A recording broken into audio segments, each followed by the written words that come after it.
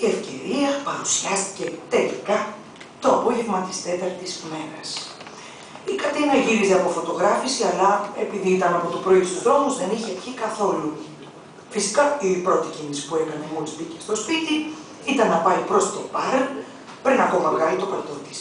Αλλά η Λένα μπήκε μπροστά της ευνηδιαστικά και της σταμάτησε. «Πού πας, Κατίνα?» «Κάθισε λίγο, θέλω να σου μιλήσω». Καλά. Περίμενα να βάλω κάτι να πιω και θα μου μιλήσεις. Κάνεις και τίποτα άλλο τόσες μέρες, όλο μιλάς, δεν βαρέθηκες». Η Λένα δεν κούνησε ούτε. Όταν η Κατίνα έκανε να την προσπεράσει από το πλάι, εκείνη άπλωσε το μπαστούνι της και της έφραξε το δρόμο. Ύστερα, κρατώντας το χέρι της, την οδήγησε στο καναπέ και την τράβηξε να καθίσει κάτω μαζί της. Η Κατίνα άρχισε να εκνευρίζεται. «Δεν είμαστε καλά. Τι κάνεις, παιδάκι μου, τρελάθηκες. Γιατί μας πρόχνεις. Δεν μπορεί να περιμένεις ένα λεπτό. Θέλω να βάλω ένα ποτό, σου είπα». «Μα περί αυτού πρόκειται, αδερφούλα μου. Δεν θέλω να βάλεις ένα ποτό. Δεν θέλω να πιεις ούτε γουλιά. Θέλω μια φορά να μιλήσουμε και να είσαι απολύτως νυφάλια. Κάτσε κάτω, λοιπόν. Κι αν πιω δηλαδή μια γουλιά, θα βυθίσω. Αυτό θες να πεις. Αυτές τις βλακίες σου είπε ο Κωνσταντίνος, γι' αυτό μου κουβαλήθηκες. Δουλεύω από το πρωί και θέλω λίγο να χλαρώσω. Τι καταπίεση είναι αυτή η Παναγία μου?» Η Λένα εξακολουθούσε να την κρατάει από το χέρι σφιχτά, αν και δεν χρειαζόταν. Η Κατίνα είχε φοβηθεί τόσο πολύ από την αντίδραση της αδελφής της, που δεν θα σηκωνόταν έτσι κι αλλιώς. Και η Λένα, με την επόμενη κουβέντα της, τη σόκαρε ακόμα περισσότερο. «Κατίνα, είσαι αλκοολική». Η λέξη έμεινε να αιωρείται ανάμεσά τους, λες και επαναλαμβανόταν στον αέρα από μια αόρατη ηχό. Αλκοολική. Κανείς μέχρι τώρα δεν το είχε εξιστομίσει. Μόνο η ίδια η Κατίνα το έλεγε όταν ήθελε να αμυνθεί κάθε φορά που μάλλον με τον Γιώργο για αυτό το θέμα. «Πώς κάνεις έτσι, βρε αγάπη μου, δεν είπε και αλκοολική. Αλκοολική. Επειδή έκανε και έφερνα 2 ποτηράκια για να χαλαρώνει. Εντάξει, μπορεί να ήταν και παραπάνω σε κάποιες περιστάσεις, αλλά ποτέ δεν έχανε τον έλεγχο. Δεν της φαινόταν καν. Πάντα θυμόταν τι είχε συμβεί την προηγούμενη μέρα με την παραμικρή λεπτομέρεια. Έτσι είναι η αλκοολική. Εξάλλου τη βοηθούσε στην απόδοσή της.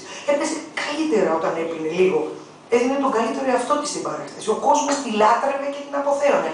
Τι βλακίες ήταν αυτές που της έλεγε τώρα η Λένα. Τελικά, αυτή η γυναίκα μια ζωή τη ζήλευε. Πάντα έψαχνε κάτι να βρει για να την κατηγορήσει. «Λένα, το παρατραβάς, δεν νομίζεις? Έπρεπε να το φανταστώ ότι αυτά σου είπε ο Κωνσταντίνος και ήρθες άρον-άρον για να τα διαπιστώσεις η ίδια. Και μέσα σε 4 μέρες που είσαι εδώ και από αυτές τις λίγες ώρες που με είδες, κατέληξες στο συμπέρασμα ότι είμαι αλκοολική, Να σου πω, παιδάκι μου, τα έχεις χαμένα. Γυρνά πίσω στο χωριό σου κι άσε με στην ησυχία μου. Δεν ξέρεις τίποτε για μένα. Ούτε για τη ζωή μου, ούτε για τη ζωή γενικότερα. Στο σκοτάδι γεννήθηκες και εκεί θα μείνεις για πάντα». Για πρώτη φορά στη ζωή της, η Λένα σήκωσε το χέρι της και τη χτύπησε. Της έδωσε ένα ηχηρό χαστούκι που αντίχησε στο κεφάλι της. Πριν προλάβει εκείνη να αντιδράσει, τη βούτυξε από τους ώμους και, ακινητοποιώντας την, της είπε: «Ναι, αυτά μου είπε ο Κωνσταντίνος, αυτά μου είπε ο Γιώργος και αυτά διαπίστωσα και η ίδια. Δεν μου χρειάστηκαν οι 4 μέρες. Από την πρώτη μέρα τα διαπίστωσα και σου το λέω ξεκάθαρα, επειδή κανείς δεν τολμάει να στο πει έτσι. Είσαι αλκοολική. Με το που του βάζεις το στόμα σου αλλάζεις, γίνεσαι άλλος άνθρωπος. Το χειρότερο είναι πως ούτε καν το συνειδητοποιείς. Δεν χρειάζεται πια καν να πιεις πολύ για να μεθύσεις. Με το πρώτο ποτήρι φτιάχνεσαι. Μπορεί να ξεγελάσεις τους θαυμαστές σου, αλλά εμένα δεν θα με ξεγελάσεις ποτέ. Μπορεί επίσης να τα ρίχνεις εμένα, να λες πως σε ζηλεύω, πως θέλω το κακό σου, πως ήμουν μισθοδρομική, να λες ό,τι θες. Να ξέρεις όμως πως η αλήθεια παραμένει αυτή. Είσαι αλκοολική και χρειάζεσαι βοήθεια για να συνέλθεις, προτού να είναι αργά. Και εγώ είμαι εδώ, διότι είσαι η αδελφή μου, το αίμα μου και σ' αγαπάω. Σ' αγαπάω και δεν θα σ' αφήσω να καταστραφείς». Την άφησε και περίμενε την έξαλλη αντίδρασή της. Περίμενε ότι θα της έλεγε πως είχε τρελαθεί και πως εκείνη ήταν που χρειαζόταν γιατρό. Περίμενε πως θα την έβρεζε και θα την πέταγε έξω από το σπίτι. Περίμενε, αλλά η Κατίνα είχε κοκαλώσει στη θέση της και δεν έβγαζε άχνα. Η Λένα σήκωσε το χέρι της και πάλι. Δειλά και απαλά αυτή τη φορά άγγιξε το πρόσωπο της αδελφής της και έπιασε το χέρι της που κρατούσε το κοκκινισμένο μάγουλο. Το ένιωσε υγρό. Άπλωσε και το άλλο χέρι της και άγγιξε την άλλη μεριά του προσώπου της. Τα δάκρυα της αδελφής της μούσκυψαν την παλάμη της. «Κλαις?» τη ρώτησε. Και τότε η Κατίνα ρίχθηκε στην αγκαλιά της και άρχισε να κλαίει με λυγμούς. Σπρακτικά έκλαιγε και έκλαιγε και της ήταν αδύνατο να σταματήσει. Η Λένα τη χάιδευε στα μαλλιά χωρίς να λέει κουβέντα. Τι λυπόταν. Χαιρόταν όμως ταυτόχρονα, διότι αυτή ήταν η καλύτερη δυνατή αντίδραση που θα μπορούσε να έχει η αδελφή της. Ίσως τελικά τα λόγια που της είπε να την πόνασαν πιο δυνατά από το χαστούκι. Σε λίγο η Κατίνα ηρέμησε. Το μόνο που ακουγόταν ήταν ένας σιγανός, παραπονιάρικος στεναγμός, σαν ένα φιλιτό μικρού παιδιού. Ανασηκώθηκε και δίχως να απομακρυνθεί από την αγκαλιά της Λένας, της μίλησε. «Ούτε που θυμάμαι από ποτέ έχεις να με κρατήσεις αγκαλιά, Λένα. Θα ήμουν τόσο μικρή την τελευταία φορά που έγινε αυτό, που δεν το θυμάμαι καν. Ούτε θυμάμαι να μου λες ποτέ πως μ' αγαπάς. Νομίζω πως πάντα πίστευα πως δεν μ' αγαπάς κατά βάθος. Ήθελα την αγάπη σου και ήσουν πάντα τόσο ψυχρή, τόσο απόμακρη. Δεν τσακωνόσουν μαζί μου, δεν μου θύμωνες.